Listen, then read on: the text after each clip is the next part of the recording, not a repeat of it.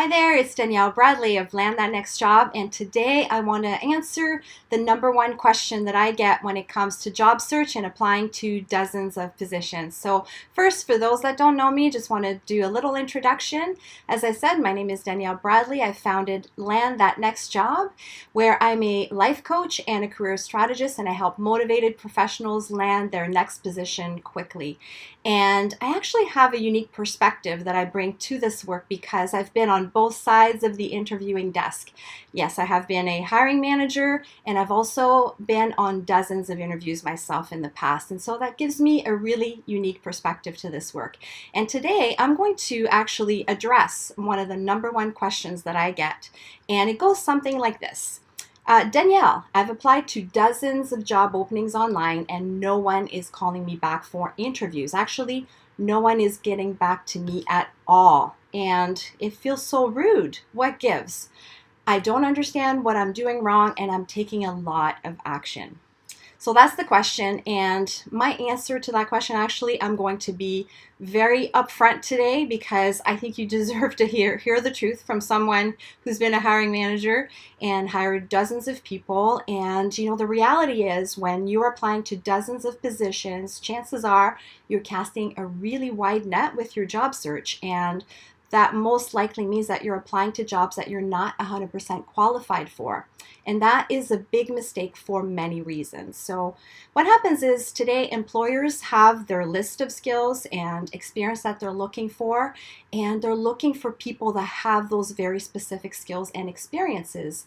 And they're looking for experts basically in their field. They're looking for people that are going to be able to solve very specific problems that they're having, people that are going to bring specific solutions to those problems. And unfortunately, when we're applying to positions that we're not 100% qualified for, we're sort of wasting everyone's time. It means that hiring managers and recruiters are having to sift through piles and piles of applications in order to find those candidates that have the qualifications that they're looking for. And then they need to sift even further to find the people that they're going to be interviewing. And so when we're applying to all of those positions where we have maybe half of the requirements, we're making their jobs more difficult, and we're really not helping ourselves either because we're not even going to be considered for those positions. So I know that some of us, and believe me, I've been guilty of doing that myself. So it's not your fault if you're doing this. You're thinking, hey, you know what?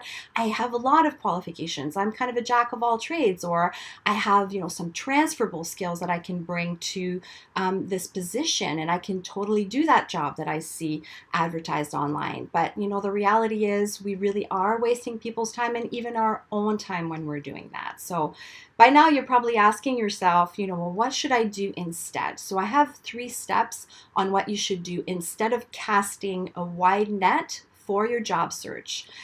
You should be really focused on these 3 things. So number 1 is you really want to focus your job search efforts solely on positions that you're 100% qualified for.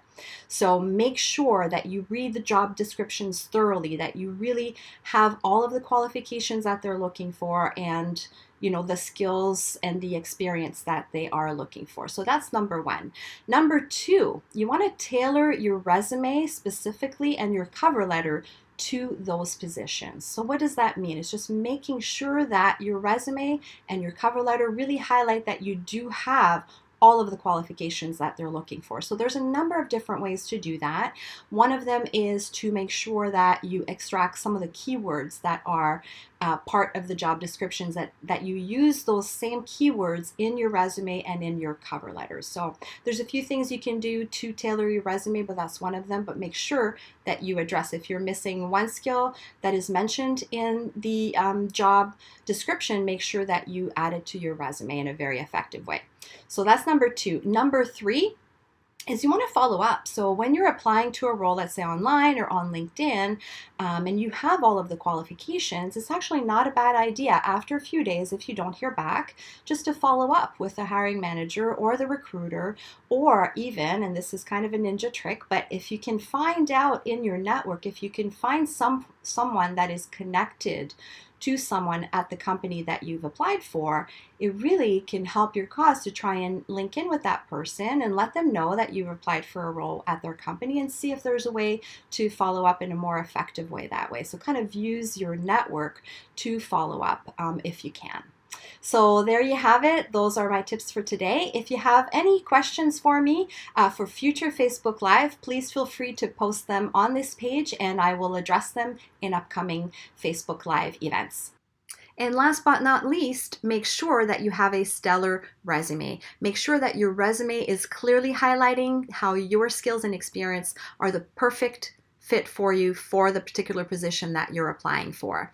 And so if you're not sure if your resume is quite cutting it, then you'll want to get the resume booster at landthatnextjob.com/resume. And there I talk about why your executive resume is failing you and 4 tips to quickly fix it.